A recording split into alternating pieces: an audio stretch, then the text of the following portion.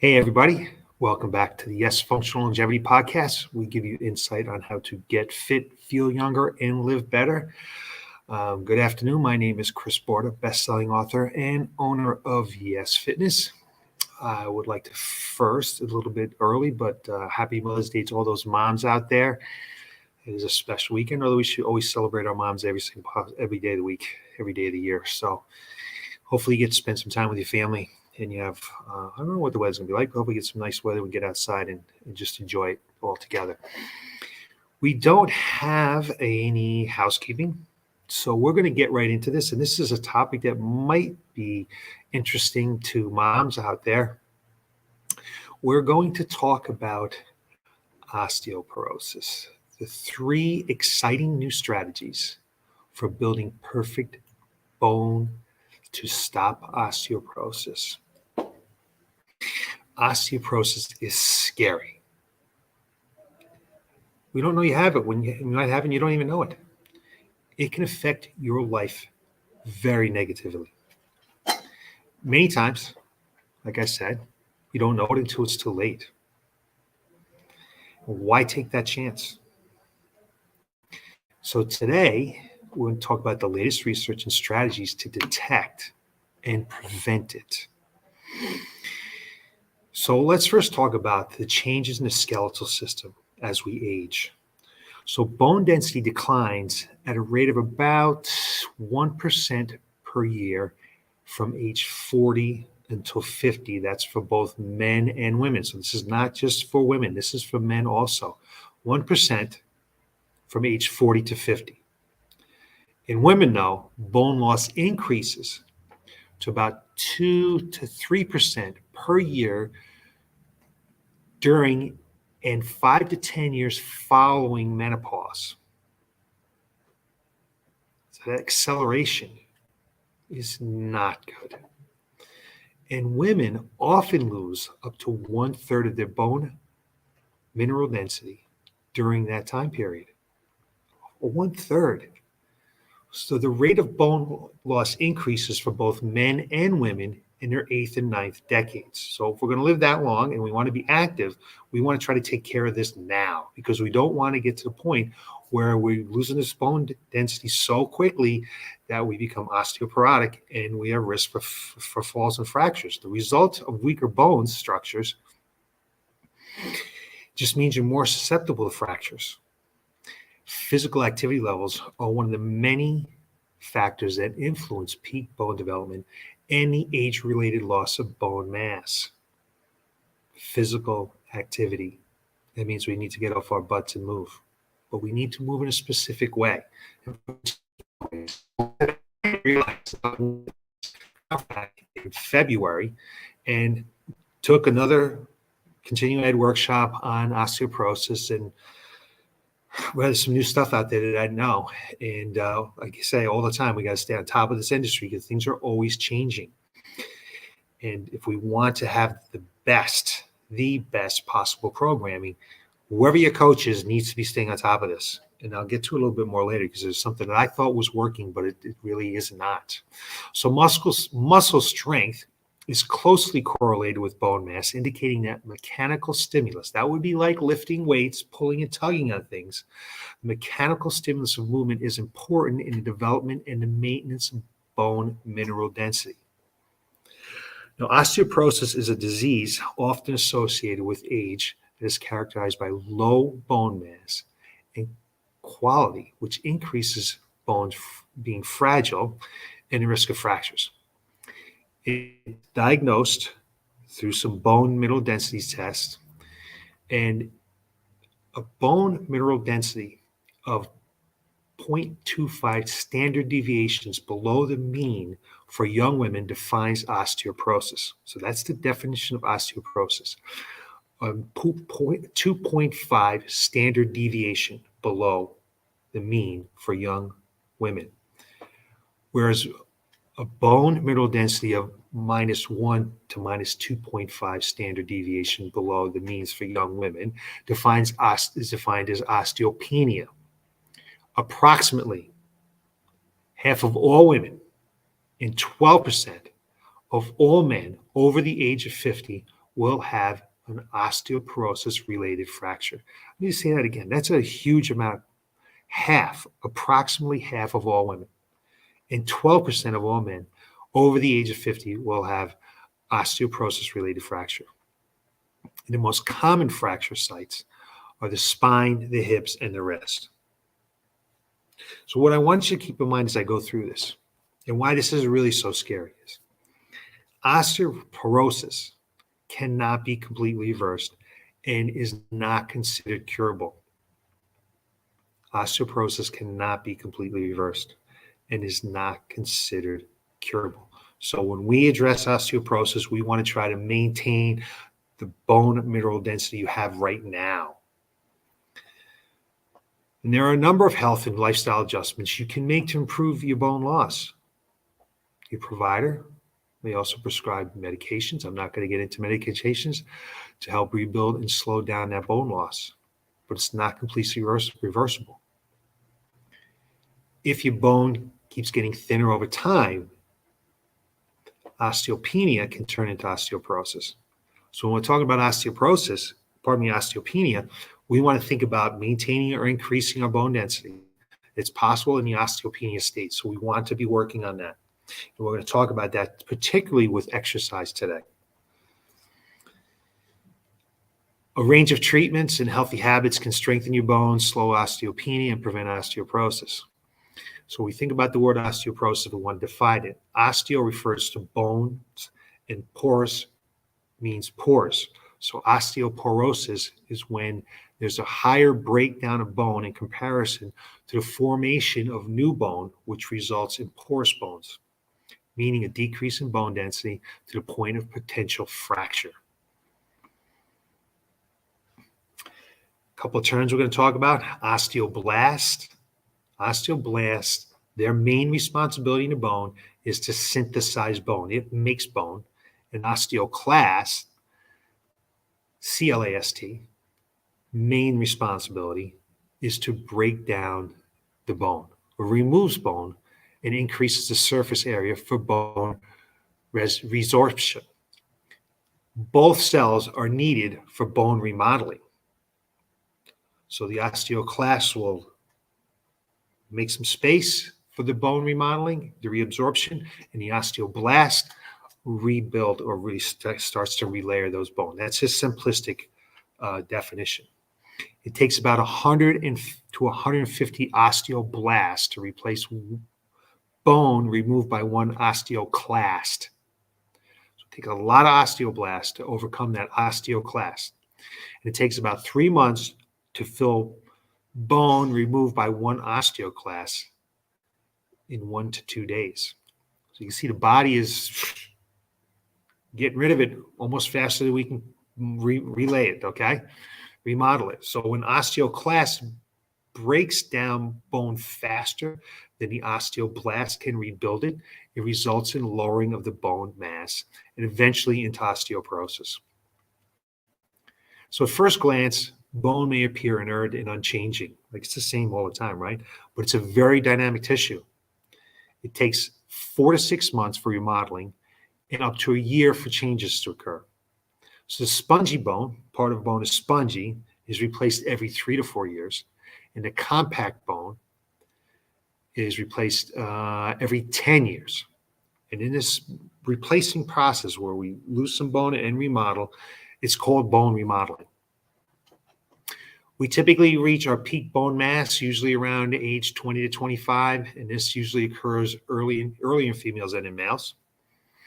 In males, it's been increasing the amount of males that have osteoporosis because years ago, men were out there doing a lot of blue-collar labor. Now they're sitting in front of computers. And like I said, this is a disease for both men and women. And as men's lifestyles become more and more sedentary, more and more men are experiencing osteoporosis. So factors that will determine your peak bone mass are genetics. For example, people of African descent tend to have greater bone mass. Nutrition is always involved, right? Meaning adequate vitamin D intake increases bone peak mass. Vitamin D is critical. So if you need to get your vitamin D checked when you go to see your physician. many people are low in vitamin D, and you need to be taking some type of supplement.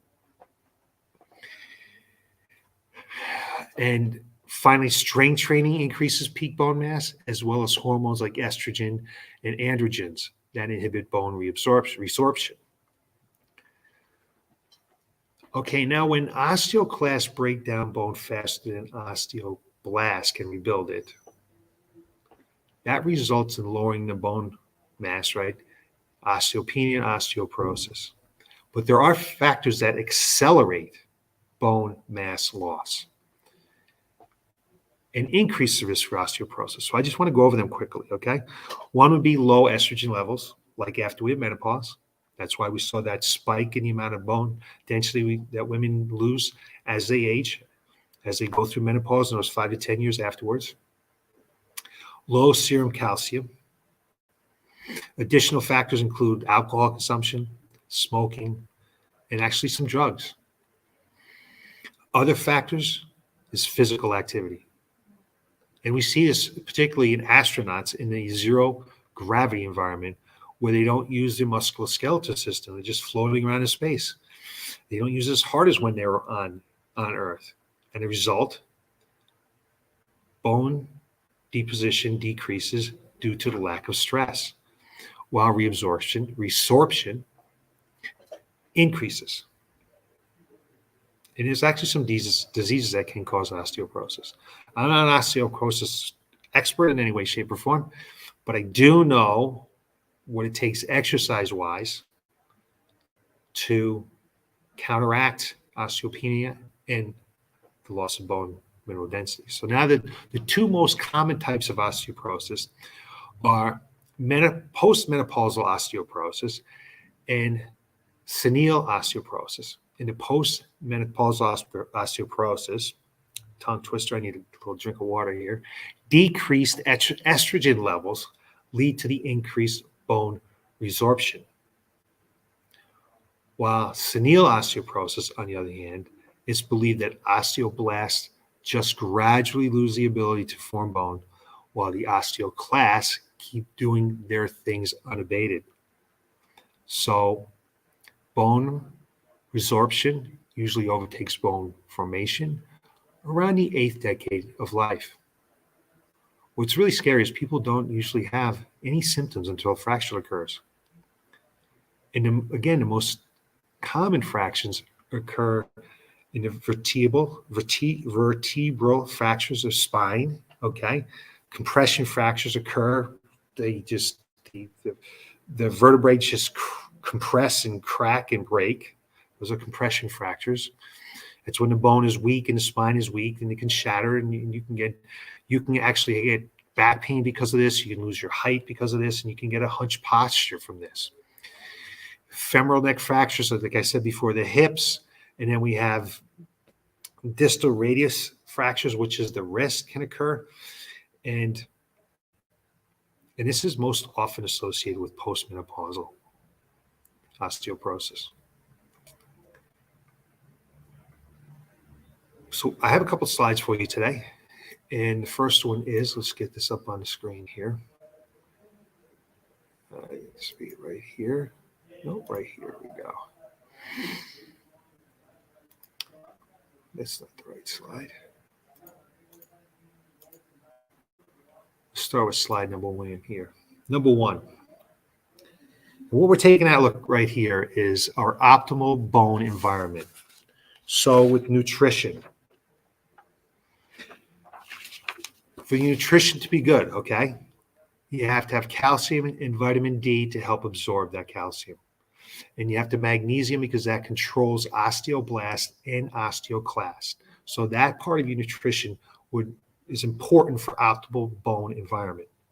When we take a look at the hormonal environment, and this is a real rabbit hole, so I'm not going to get into this too much, where you have calcium regulation, parathyroid hormone, calcitron, calcitrol, estrogen, testosterone. We've got systems like thyroid hormones, cortisol. All these things affect the hormonal environment that need to be correct for us to have optimal bone environment. And then finally, exercise. So these are the three areas that we want to take a look at if we want to have optimal bone environment. What we're going to take a look at today is we're going to take a look at exercise because that's what my expertise is. Talk a little bit about nutrition. Certainly don't know anywhere near enough about hormonal environment to get into that, especially in today's broadcast. So the first thing we're going to talk about here, we're going to talk about Wolff's Law. So Wolff's Law states that your bones will adapt based on the stress or demands placed on it. So when you work your muscles, they put stress on the bones. In response, your bones tissue remodels and becomes stronger.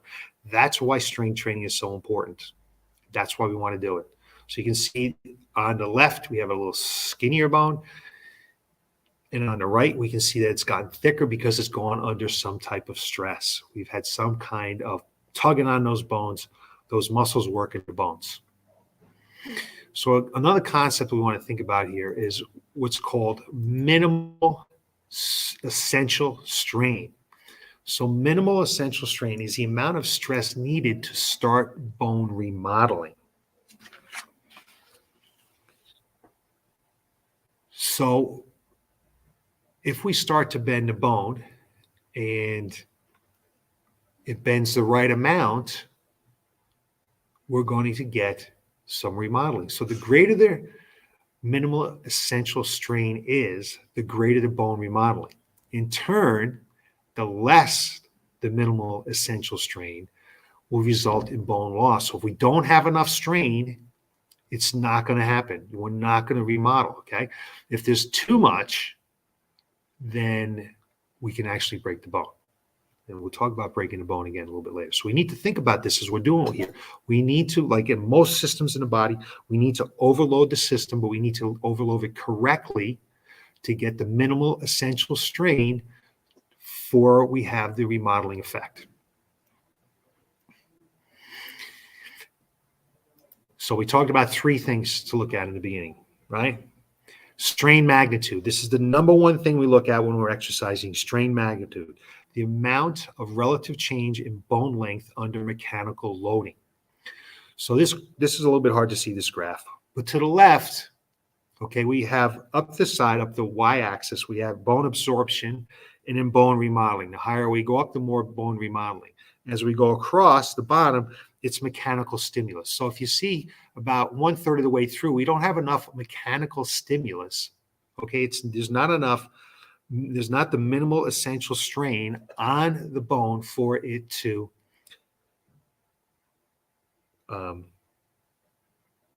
change.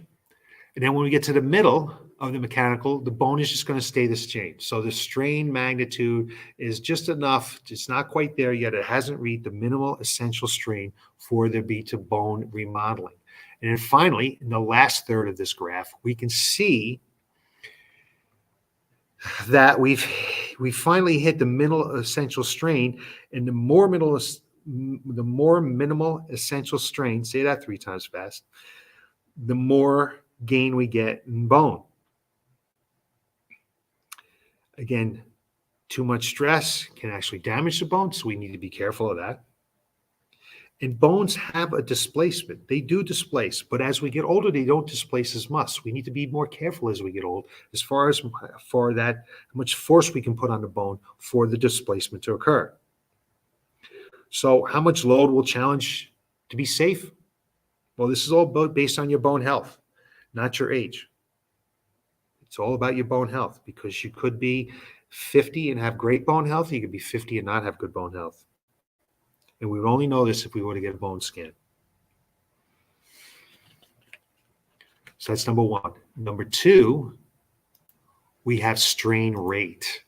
So strain rate is actually tempo and speed. The tempo, the speed of the force that's applied and removed. So apply and remove the force quickly. That is very important. So when we think about this, bone responds best from quick responses. So if we take a look at this graph, up the y-axis we have load, on the left axis we have deformation. So the curve at the bottom here is when there's a slow. When it's slow, we can see that a fracture occurs at a lower load. But if the load is applied quickly or fast, we can see that the fraction won't occur until much further along the deformation axis, the x-axis. So bone will fracture faster when the load is applied slower. So bone responds best from quick forces. The longer the load, the more likely the bone is to break.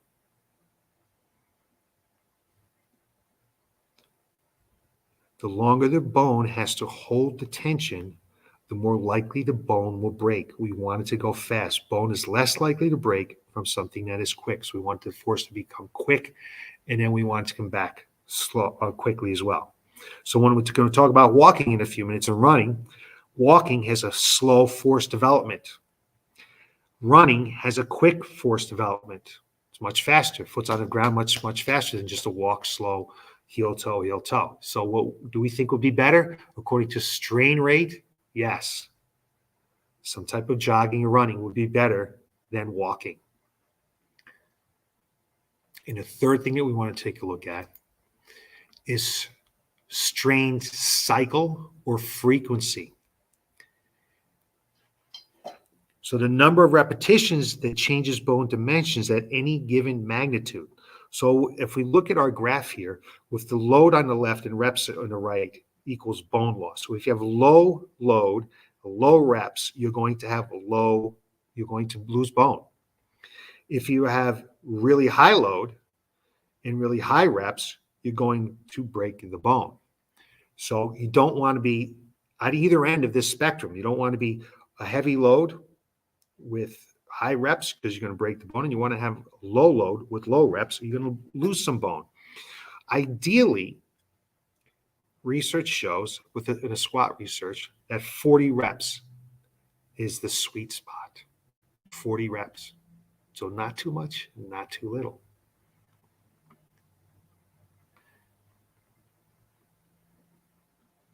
And when we apply these forces, we want to apply this. This is very difficult to see. I'll tell you why in a second, but bone distribution, I should say the strain distribution, how we want to strain those muscles. We want to strain a multiplanar. So to the left, the bone on the left has a compression, so we're pushing down on each edge of the bone. We want a tension, so we want to pull on each end of the bone. We want to have a shearing force. We want to be coming across the bone.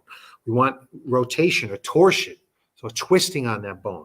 And we want to have bending on that bone.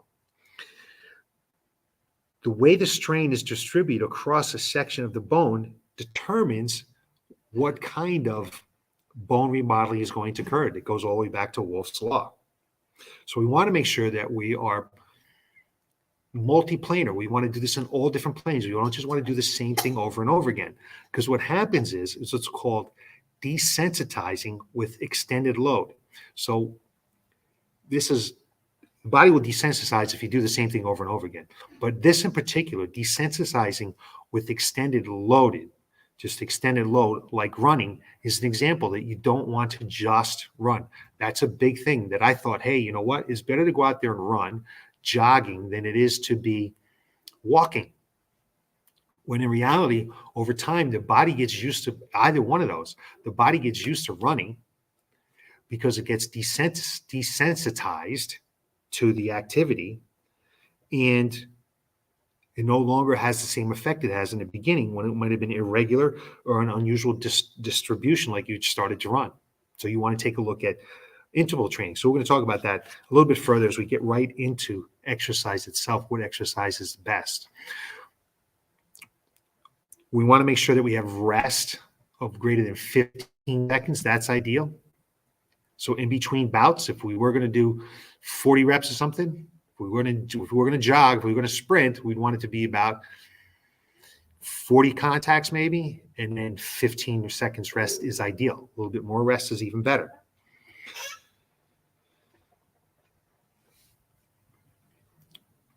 Let's see what we got here. The next slide. So when we try to put all this together, okay, we need to take a look at a few things, okay? So things will vary depending upon your bone status. How is your bone density at the time of the activity? We need to take a look at clinical risk factors for falls. Are there other reasons why you might fall? Have you had previous fractures? Do you have any contraindications to exercise? Those are all important things to take a look at. But the most bone building activities have high strain magnitude, the first one, and or high strain rate. Short bouts of activity are preferred. Okay, they're preferred than with recovery than a long duration of loading. Again, interval training, sprint, go hard, and then rest. And we're going to talk about a little bit more about different activities here. If we're going to take a look at the different exercise activities, so as we take a look at this exercise itself, we've got aerobic activity, okay? So aerobic must be weight bearing in high speed or high intensity. That's the key to it. It must be weight bearing and it must be high intensity and high speed. So if we're talking about a non-weight bearing aerobic activity, that would be something like swimming, cycling, or on the elliptical. That has minimal strain magnitude. Strain magnitude was the first thing we want to have, right? That has minimal strain magnitude. That has minimal strain rate. The strain cycle and frequency could be continuous or interval. In the strain distribution, when we talk about the ways that it's going to be tugging on the bones, cycling and elliptical are in one plane. Swimming can be multiplanar, meaning in different directions, but you're just going in one way. If you're on that cycle, if you're on that elliptical, it's one plane of motion, arms and legs going the same way all the time. So non-weight bearing aerobic training is not one of the better things to do because there's minimal strain magnitude, minimal strain rate. And unless it's interval, it's going to be a strain cycle or frequency that's continuous, all three things that we're not looking for. So when we take a look at walking in particular, okay? Well, let's go to this first. Let's go to weight-bearing aerobic training because that's what I have next on the screen here. So when we take our weight-bearing aerobic training, okay, that would be something like jogging, running, dancing, walking. The strain magnitude is going to vary depending upon what the mode. So we don't have a whole lot of stride magnitude necessarily when we're dancing or when we're walking. But we have a lot of high strain magnitude if we're jogging. Our strain rate also will vary with the mode because if we're walking, we're not going to be going at a high rate like we would be if we were running, or dancing is not going to be at a high rate as we are if we were running. When we take a look at strain cycle and frequency, both or anything could be continuous or interval. Again, we don't want it to be continuous. We want it to be more of an interval factor. We don't want to be over 40 beats, right? And the strain distribution varies depending upon what you're doing. How it's going to tug on the bones is going to vary with what you're doing. So if we are doing weight training aerobic activity, it's really going to vary depending upon what you're doing. But you want to keep those things in mind: the strain magnitude, strain rate, strain cycling frequency, and the strain distribution. So let's talk about walking in particular, okay? Walking has been found to be ineffective for enhancing bone mineral density in non-sedentary post-menopausal women. So I'm going to just say that again. Walking, a doctor always says, go out and walk, let's go out and walk. If you just go out and walk, it has been found to be ineffective for enhancing bone mineral density in non-sedentary post-menopausal women.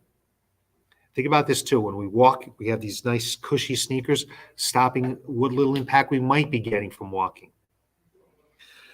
But the strain magnitude can change depending upon the walking. So if you are sedentary and you start to walk, it's going to be above that minimal essentials that's necessary, okay, to create some type of change. So it's going to hit that minimal essential strain.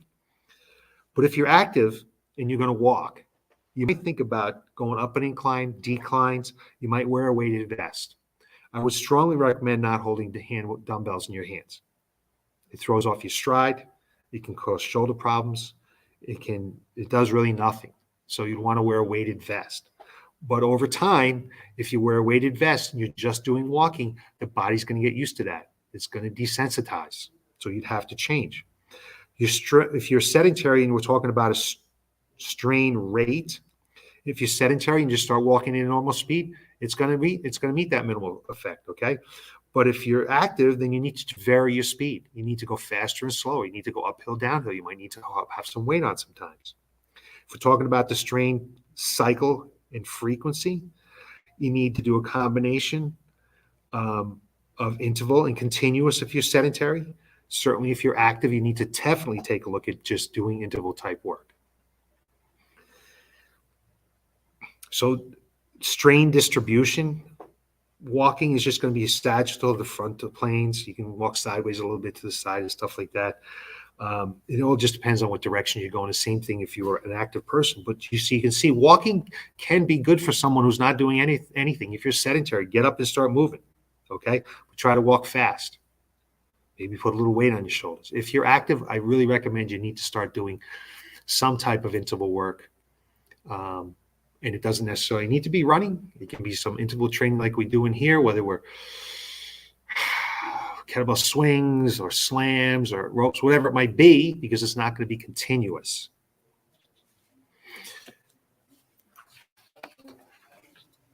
So let's take a look at, and obviously you need to make sure that you can do the impact work that we're telling you to do. If you have bad knees or back or feet or something like that, if you have some contraindication to doing that activity, you can't do it. We'll find some other ways to address it.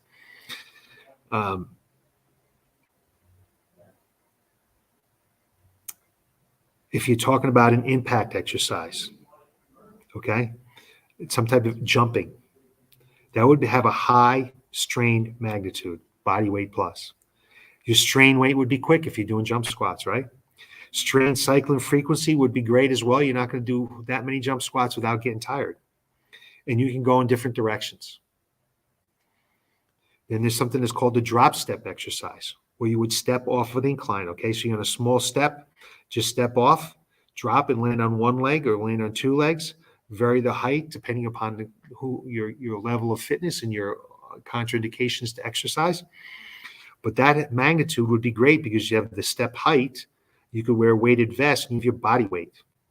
You're going to have good strain rate because it's going to be a quick drop.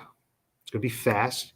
Strain frequency, you want to do more than 40, okay?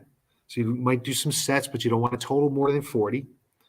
You can load increases. The reps can decrease.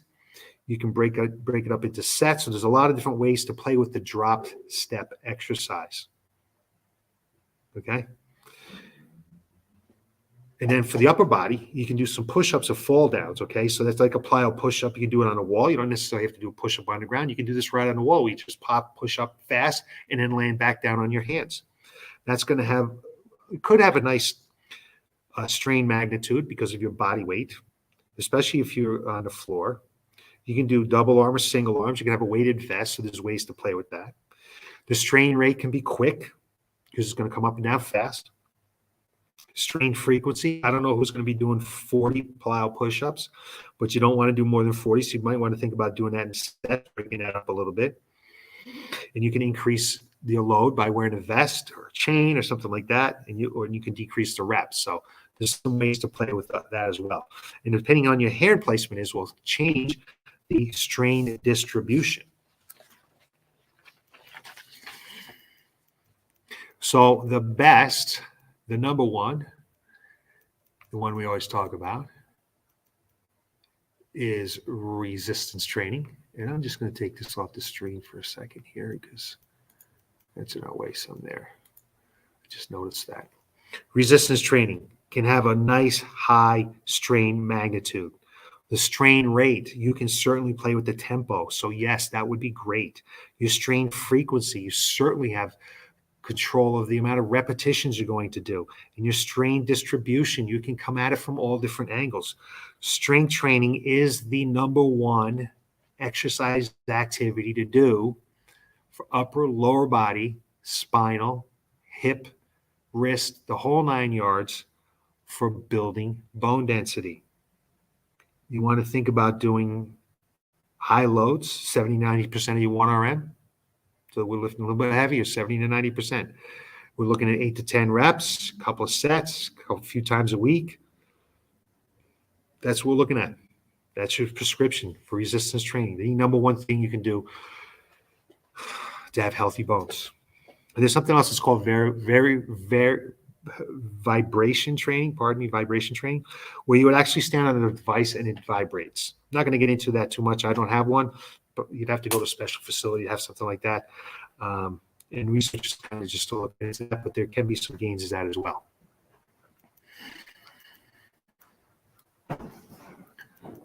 So one last thing we need to take a look at before we're done here is what you want to make sure that you're not doing. You're not quite sure if you have osteoporosis, even if you have osteopenia, you want to make sure that we're not doing any lumbar flexion. That means rounding, rolling forward, like doing a sit-up. Do not do lumbar flexion. Especially don't do lumbar flexion with lumbar rotation. You don't want to do lumbar rotation in general, but you don't want to combine those two things for sure if you have osteoporosis.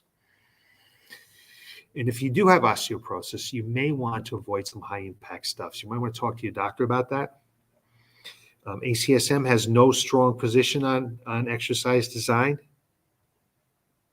They basically say, and ACSM is the one that gives us our guidelines for exercise, do what you want to do as long as it doesn't cause pain. So those are some things that you want to be aware of. You want to try to stay away from if you have osteoporosis. So I'm hoping that that is helpful for you in your designing of your exercise program. If you're working with someone, talking to someone about that. Strain, okay, strain distribution, strain rate, strain magnitude, strain frequency. All things that you need to think about, and it's important. And that strain magnitude and strain